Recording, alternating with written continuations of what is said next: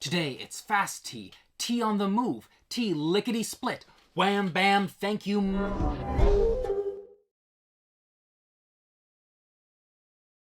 Ma'am, for that very nice cup of tea. Hello everyone, this is Dimitri from nannuoshan, dedicated to the spread of fine tea and tea culture worldwide. I would like to talk about flash brewing and why it needn't be just for danchong and pu'er. What is flash brewing?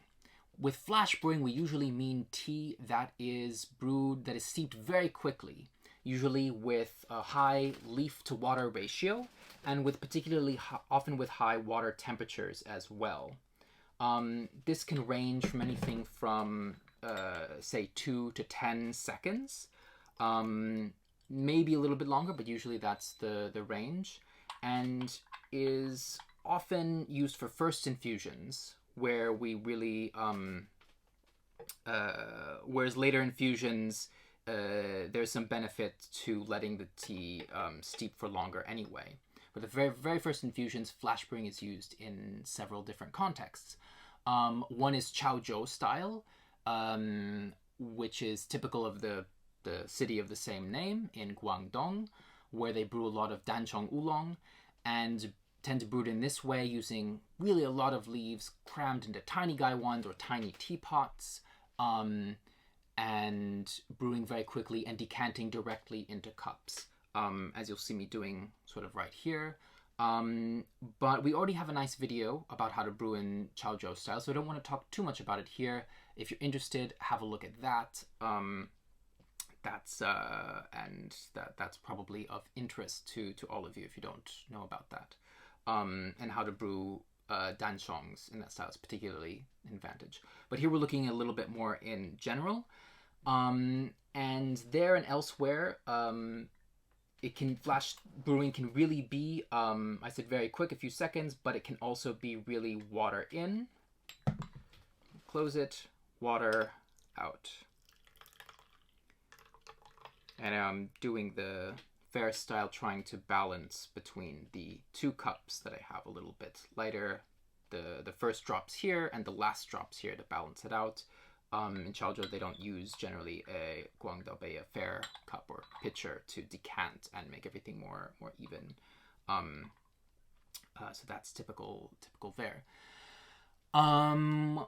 Let's see. The opposite of a flash brew is a power steep, term that's come up a couple times recent here and is a bit of maybe a newer term. We made a video about it some time ago with Gabriele and Brian, where they power steep the nannuoshan 2019. And power steeping is where we steep the tea completely, extracting pretty much everything for 5 minutes, 10 minutes. It's all there. That gives us an overview of kind of the whole tea in a very intense way. It's a different way of appreciating the tea. And if you're interested in about that, I highly recommend checking out that video for the advantages of power steeping. But as for the difference between either of these extremes and, say, normal gongfu steeping, where we might go from between 30 seconds, minute, maybe 2 minutes, what are the differences that come out with flash brewing? Well, if we think about doing many steeps of a tea, we're extracting some of the superficial bits of the leaf, then getting into some of the deeper tissues really, and components that take longer to dissolve. And the character of the tea, of a usually interesting tea, a good tea, can change drastically over time. Not all teas change completely, but there's often a kind of arc or a spectrum that we're looking across the process of doing many steeps in the gongfu style. And we could think about flash brewing as kind of cutting up that spectrum into smaller little slices. That's not exactly analogous because we are also changing leaf concentration and often the water temperature. But that's kind of one idea. It gives us a little bit of a subtler overview of those differences over time. And particularly this makes a particularly strong difference in the very first infusions with, and particularly with aromatic teas that give out a lot of their aromas right away. And by the time you do a first normal, say, gongfu steep, you can sort of get a whole, like, perfume's worth of aroma all at once. And flash brewing allows us to appreciate some of those early, subtler, and kind of higher notes, both in taste and aroma, a little bit better and with more and more nuance. So that's one of the reasons why we would want to do it. There are other motivations and other advantages we might get to a little bit. One potential drawback or disadvantage may be that it's a little bit harder to control. We have to know kind of our tea a little bit better inside and out. If you're brewing for just 2 seconds, say, a margin of error of 1 second can make the difference between something that is drastically understeeped and drastically oversteeped. Or rather, if you look away for a few seconds, you can get a really bitter and acrid brew that kind of loses most of the point of flash brewing, unless you like it that way. And some people do. You do you. But that's one of the things that may be a little more difficult to control. Smaller teaware, hotter water, and water that has had less time to cool off in the brewing vessel means that everything's a bit hot, and we're required to have a bit of dexterity pouring out things in and out very quickly. There's a little bit more of a risk for scalding. Do be careful when trying this, particularly for the first time at home, as it were. But I'm confident that with a little bit of time and practice, you'll find it's very rewarding. And we'll see why. What teas to go naturally well with flash brewing? One category would be pu'ers. We often recommend brewing at a little bit of a higher leaf to water ratio, and particularly with sheng pu'er, it can work well for both sheng and shu. But particularly sheng pu'er, and particularly younger shengs, can get almost acrid in the very first infusions if brewed for too long. If you're brewing at 5 grams for 100 milliliters and you leave it for, say, 20 seconds, you might already have something that's not very drinkable, and that might make you wonder what the whole point of sheng pu'er is anyway, which would be a pity. So flash brewing is naturally something that we do there. And there, in many cases, flash brewing is particularly used for the initial steeps, very quick steeps for initially, and then we tend to sort of devolve into longer and longer steeps after whatever can be extracted quickly has been already extracted, and we need to take more time anyway to get the rest out of the leaf. Yes. Aromatic teas in general can do well, and particularly it's used often with oolongs. We said in the Chaozhou style that it's used for danshongs, and rolled oolongs like Tieguanyin, particularly greener Tieguanyin aromatic can be nice, or Taiwanese oolongs,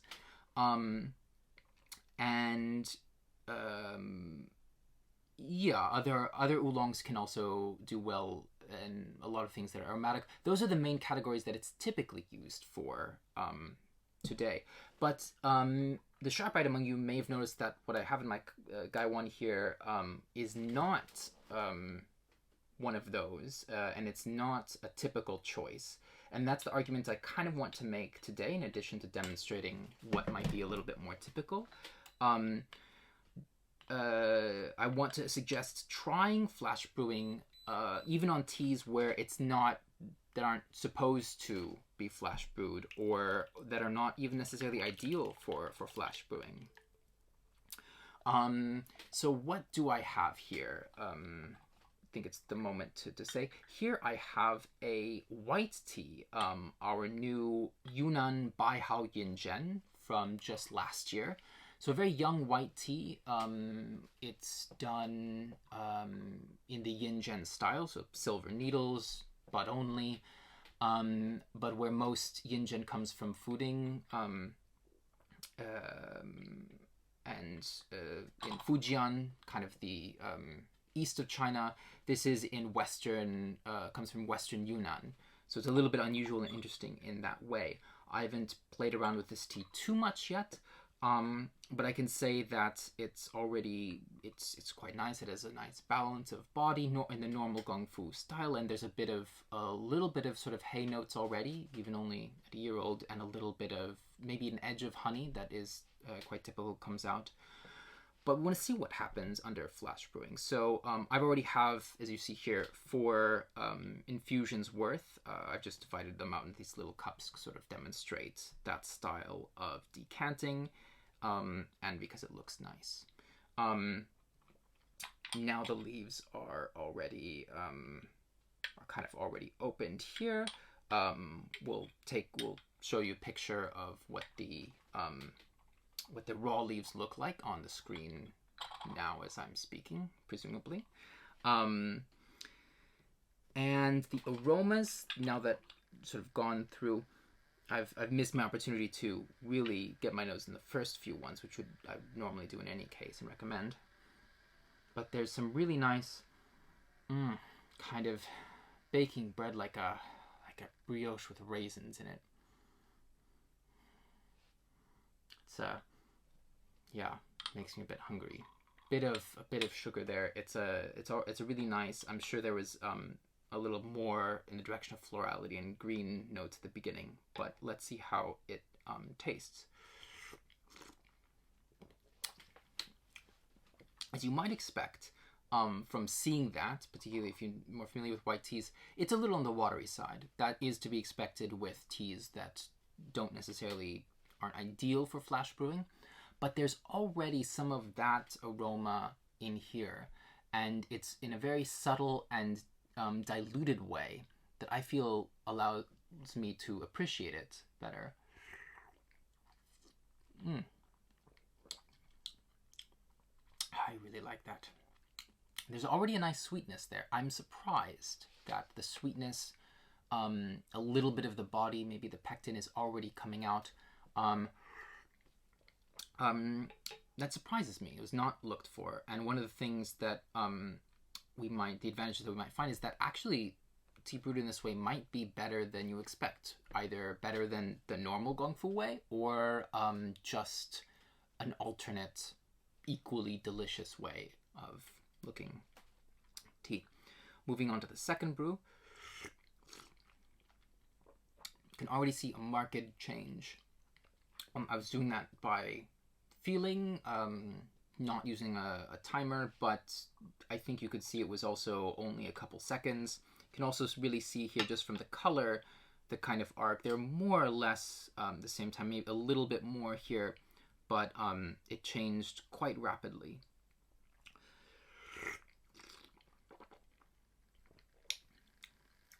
Almost a little bit nutty, but it has also a little bit of this, I guess that's common in other white teas in general, but reminds me of the Yurei Guangbai that we had which is also from Yunnan, white tea with large buds.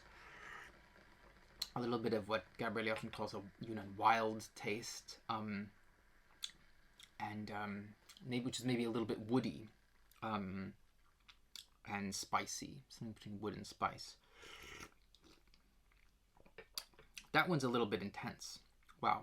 Fruit, though, suddenly pops out.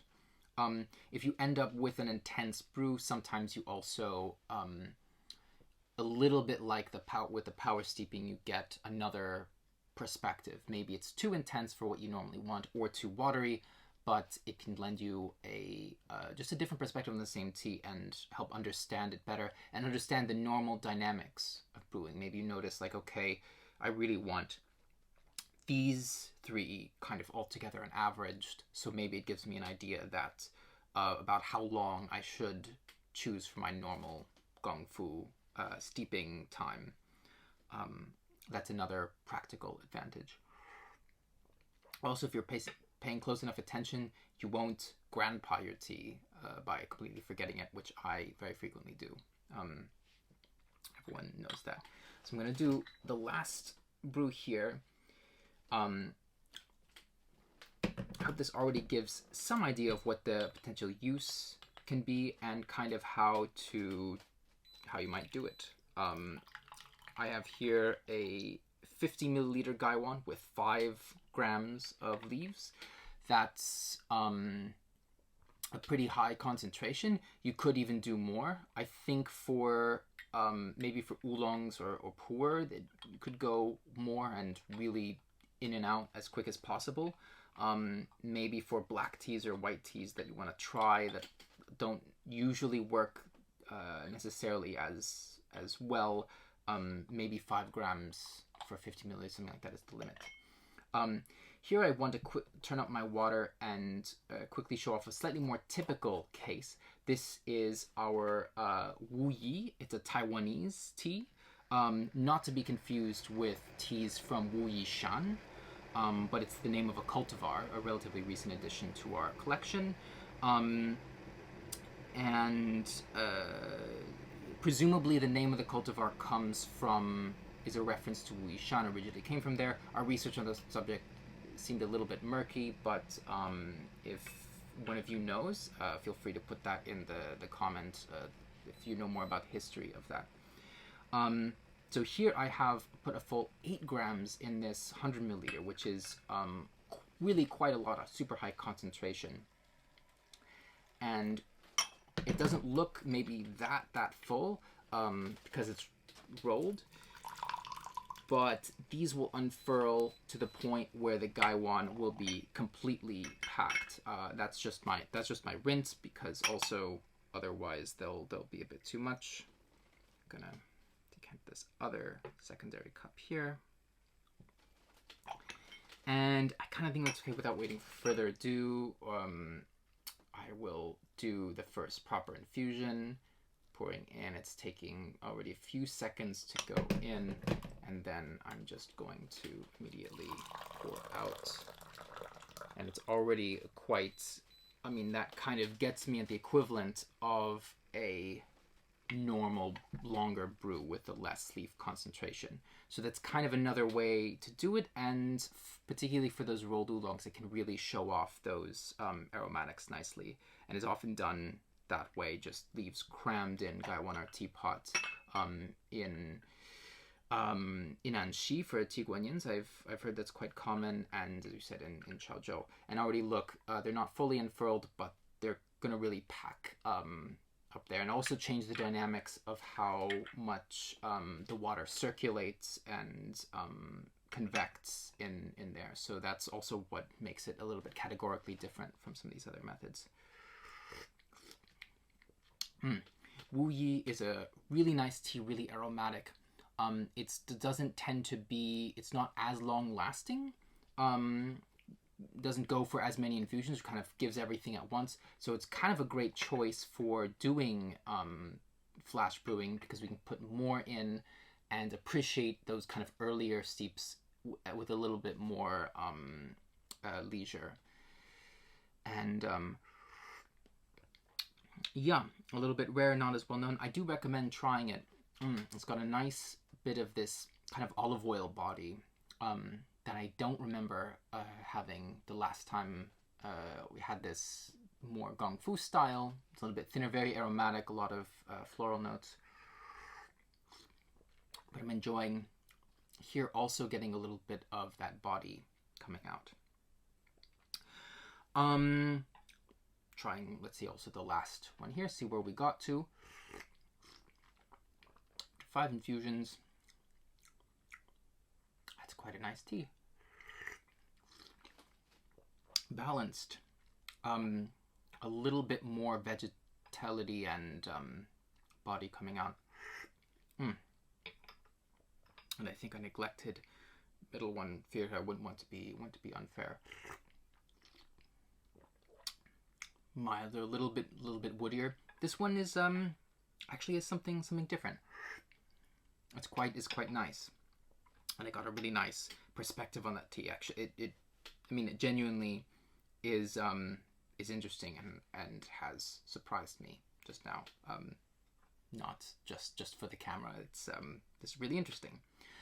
I hope it's been interesting for you as well, and that you'll, if you haven't already, try out flash brewing in your tea life. Yeah, Thanks for staying with me, and have a lovely day with tea.